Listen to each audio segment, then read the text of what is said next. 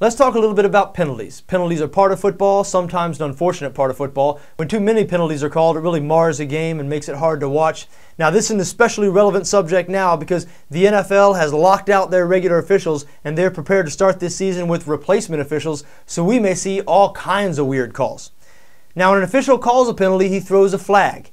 It's a bright yellow flag. So if you're watching a game and you see a bright yellow flag on the field, that means at the conclusion of that play, a penalty is going to be announced. The officials will huddle, they'll announce a penalty, they'll announce the infraction, yards penalized, and what the down is going to be. Now, the other team, the team not penalized, can decline that penalty, meaning refuse a penalty, and that happens sometimes. Say the offense is called for an illegal shift. An illegal shift is a 5-yard penalty, repeat the down. Well, play doesn't stop when the flag is thrown, so play may continue. Say the quarterback gets sacked. Say the defense sacks the quarterback, meaning tackles him behind the line of scrimmage. Say they sack him for a 7-yard loss. Well, of course, when the penalty is announced, illegal shift on the offense, 5-yard penalty, repeat the down, the defense is going to decline that penalty because they'd rather have the 7-yard loss and not let them repeat the down. You understand? Now, there are 3 basic types of penalties, the 5, 10, and 15-yard variety.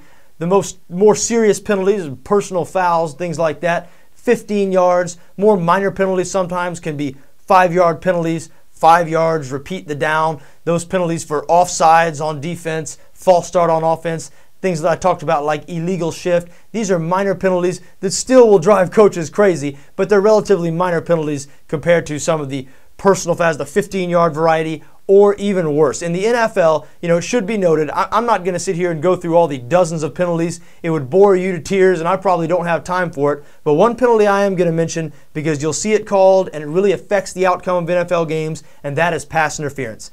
The reason pass interference so affects the outcome of games is because it is what's called a spot foul. Meaning if a defender is called for pass interference, which means he tries to prevent the offensive player from catching the ball, maybe he grabs onto his jersey, grabs onto his arm, makes contact without trying to make a play on the ball, well, the offense is awarded the ball at whatever spot that took place.